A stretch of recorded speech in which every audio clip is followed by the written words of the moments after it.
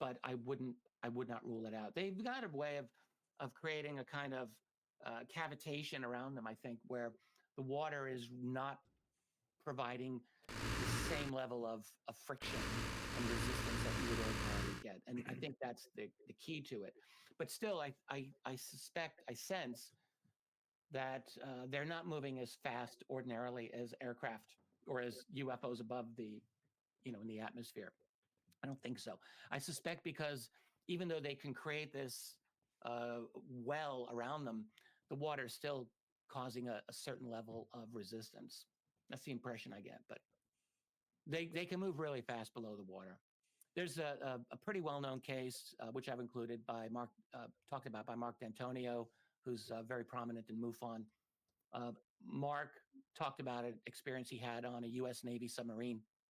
He's not even given the date, but I suspect it was in the mid to late 90s, where he was an honor, he was a guest, and he's fighting off seasickness, and he's sitting by the sonar operator, and he overhears a discussion about a fast mover that they were tracking, moving several hundred knots. And then he received a firm talking to by the XO to the effect of, "Are you having a good time here, Mr. D'Antonio?" "Yes, sir." "You want to keep it that way?" "Yes, sir." "Don't say anything." Don't Wow. talk much. That type of thing. So I think, yeah, the U.S. Navy and certainly the Russian and Soviet Navy encountered a lot of these things. I've encountered many of these. I want to follow up on that Navy comment. Something I've talked to both you gentlemen about is, back when I did the NBC series Dark Skies, we said that the controlling group behind it was run by the U.S. Navy, not the Air Force. And also, without getting into that story, somebody did approach us who said they were from the Navy and wanted to sort of have their input into our series. That's another story. But Ross and I have discussed several times on this show the sort of the yin and the yang of the Navy versus the Air Force. The Air Force seems to be fully committed to dragging their feet on this thing, on transparency, if you will. But the Navy seems to have led the way, at least initially, in being a little more open about it. At least that's my take. I'd like to know if that's your take, if you see a difference between these two branches, and if you actually think that either branch, Navy or Air Force, actually is in control of the U.S. response and investigation. Well, may I jump in on that then? I guess there's always been rivalry. Go back to the 1950s, there was a rivalry between the Air Force and the Navy back then over the UFO issue, over nuclear weapons issues, over a lot of things. Navy was jealous of the Air Force's new prominence during the 1950s. And it actually caused something back then called the Revolt of the Admirals, an interesting little historical fact. As you move forward, you see that Navy and Air Force have not always seen eye to eye in terms of managing their own UAP, UFO data. I think that is true. As far as today, though, I don't know that I would say the Navy as an institution is any more transparency or disclosure oriented than the Air Force. What I would say is that you've got a factional war that is taking place within the structure of the U.S. military establishment that, yes, is being led by a number of Navy officers and Navy men. But I don't know that that's the same thing as saying that the Navy as an institution is leading the charge. And it's not all Navy. Lou Elizondo is U.S. Army. Right. But the Air Force, in my own interactions with Navy and Air Force people, I have to agree, like, I've gotten vastly more and better UFO, UAP stories from Navy personnel than Air Force. Air Force people are very tight-lipped.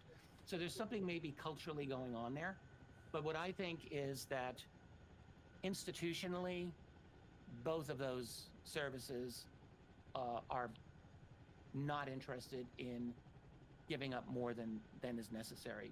And it's a battle. I think we're looking at something of an insurgency that has gained more strength over the last few years. There's always been such an insurgency over the decades and generations. It's always been there. And I think it's much stronger now. Ross? Can I ask you, Richard, can I go slightly off-piste from the underwater submerged objects issue? Because I really like your take on the broader issue of what's happening at the moment. I'm very skeptical, increasingly skeptical, that there's going to be any kind of formal disclosure by government unless they're forced to their hand by simple citizen activism and investigation. Do you agree? I mean, hearing you talk about the US Navy makes me even think that even more strongly. Do you think there's any likelihood at all, from what you're hearing, that Washington's ever going to make a formal admission? I think disclosure will have to come out of their cold, dead fingers. I don't think that there's any desire. And look, you know, the UAP Disclosure Act was knocked down for a second year in a row. Really knocked down. I mean, even worse than last year. So is Congress even going to be useful on this matter moving forward? You really have to ask this question. Maybe. There are some members of Congress who seem to care, but how much influence and power do they have? How much access to data do they have? It doesn't look like they have all the access that they want or are probably legally entitled to. So then it goes thrown to the executive branch. No matter who wins the election, whether Trump or Kamala Harris, I have a very difficult time seeing either of those individuals promoting UFO, UAP disclosure at all. And there's too much to lose. The United States is in a very, very bad way. It lost the proxy war in Ukraine. That's clearly gone sideways for them in a way that they'd never have expected. You've got a lot of dissension in the ranks over that, which is almost never discussed in this country. It's like not allowed to talk about. There's a lot of unhappiness over the declining United States empire. This must be taken into consideration. So I think there's this sense of needing to clutch onto power as much as possible. And I think the national security establishment, they know full well to give this secret up, which has been held now for 80 plus years. Who's exposed? What are the dangers? Well, there's a few dangers. We're in a new Cold War that is much more intense than even the old Cold War. So if you acknowledge that this is real, you're half of a step away from acknowledging you've acquired exotic technology. That doesn't necessarily mean that it's going to be harder to hide that tech, but it probably will make it harder. It's easier to hide the tech if you just don't acknowledge anything. And all of this is being weaponized. I think the whole goal of the retrieval program, at least the main goal, is to weaponize it and also maybe make some money out of it. But they want to weaponize it. So I don't really see a big motivation for wanting to give this up. It'll be given up only if they are forced. This is something Bryce and I talked about 15 years ago. Like, if they are forced, they'll do it, and only as much as they're able to. So I'm with you on this one, Ross. I think that I don't think that we're likely to see disclosure. I did a piece earlier this year on my channel, basically saying, I think in July, not long ago, why disclosure will not happen in 2024. Not just because it's an election year, because that's good enough reason right off the bat, but just they're never going to be prepared. There's never going to be a time where the powers who are in control of this secret will say, oh yes, let's share this now with the world. We're not exposed. There's nothing to worry about. There's been no criminality and illegality here. There's not going to be a hit to our credibility. I mean, we're in an era where you're not supposed to believe in conspiracies anymore. I mean, none. So what happened when the president says, I don't believe in conspiracy? Well, this one, okay, believe in this one. It's the biggest one of all time, but don't believe in any others. Like, that's not a good look for them. So I think we can probably rule out voluntary disclosure. With one caveat, I will say this. And I know we're running low on time. This is me, forgive me for going in this direction. We are definitely, clearly, obviously moving in a direction of a globally orchestrated digital totalitarian system. How else can we put this? Panopticon, 24/7 surveillance, management, control of the population for a lot of reasons. AI, yes, that's one reason. Mass dislocation of employment, yes, that's a reason. All of these reasons. So we're in an era where we are looking at a encroaching police state all around us, less and less wiggle room for freedom. When Bryce and I wrote After Disclosure, it was a different world, even then, totally different world. Very different now. So in that world, I would theorize that if the establishment is ever confident enough that they can control this narrative completely and push out alternative narratives like yours, Bryce, and yours, Ross, from the work that you guys are doing, and mine, and other alternative researchers, they can push people like us to the side and effectively silence us, then there would be possibly a very clearly controlled narrative rolled out. Because at some point, you do want to update the cover-up. You have to make it credible. It's got to be believable. And too much toothpaste has come out of the tube, as one insider told me years ago. And so, yes, you might have to make concessions to some of the new realities, but you do everything possible to control that. A, you do not ever acknowledge conspiracy and cover-up, ever. So what do? You do what they're doing now, which is, well, there seems to be something interesting out there. We'll look into it and get back to you. And they'll do that for the next 10, 20, 50, 100 years if they can. They'll drag that out as long as possible, pretending that they really don't know what this is any more than we do, which is a lie. So I think that's the game they're playing. And if they are forced to give up something, they will give up as little as possible for as long as possible. That's my current take on disclosure. That's a profound take. I remember, by the way, Rich, that back when you and I did write that book, neither one of us had a gray hair on our head. So it's been a while. Yeah, I guess I just want to get to a summation here in some respects. You just laid out a pretty tough situation from your own point of view, and about how they'll disclose over their own dead bodies. You know, it'll be that hard. It'll be that consistently fought.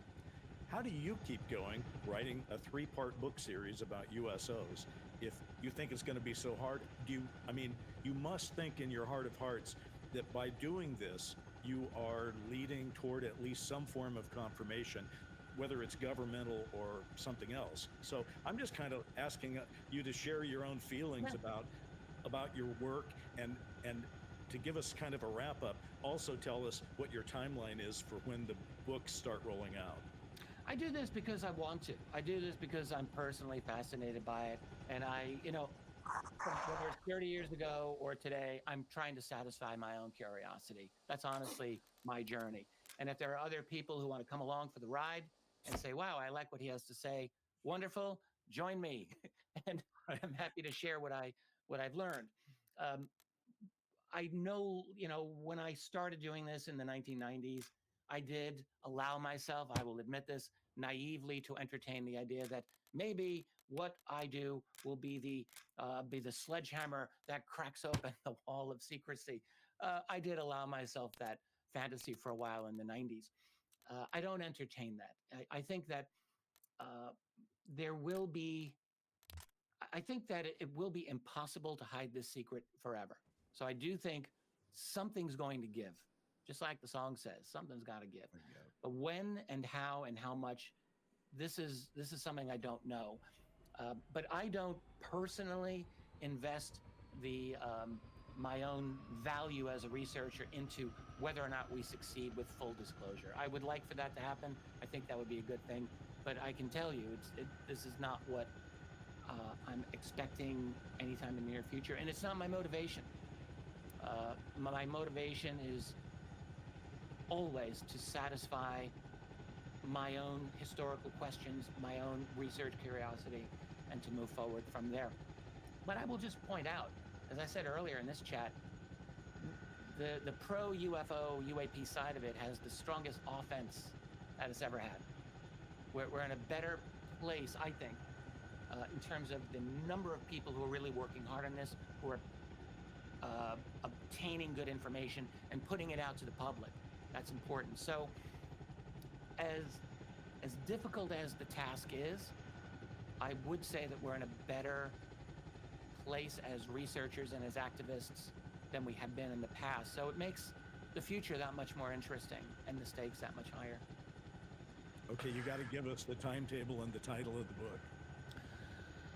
Yeah, I've called it, I have it right here, A History of A History of USOs. Hold on, I want to open up. I just retitled it just recently, and I'm going to announce it right here. Probably the first time. A History of USOs, Anomalous Objects in Bodies of Water Around the World. And it will be in 3 volumes. Volume 1 will hopefully be released about in 1 month from now. The subsequent volumes will be shortly, very shortly after that. It's all been written. So, but I can't, it's too much to do them all at once. So it'll volume 1, and then a month or 2 later, volume 2, and then a month or 2 later, volume 3. So by early 2025, I think they'll all be out. The first volume covers from the beginning to 1969. The second volume will cover all of the 1970s and all of the 1980s. A very, very active time, very active. And then volume 3 will cover 1990 to the present day. All right.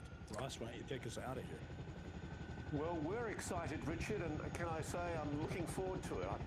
I'll put a pre-booking in for the 3-volume set, and I recommend it all to our viewers as well. Richard Dolan, thank you so much for joining us. I sincerely hope that with the election in the offing, probably by the time we come back, there will be an election result.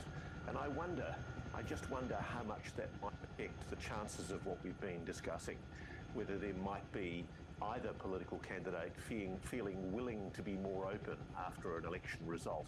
I somehow doubt it. I think you're right. Richard Dolan, thank you so much for joining Need to Know. It was my pleasure, gentlemen. Thank you so much for having me here. Thank you, my friend.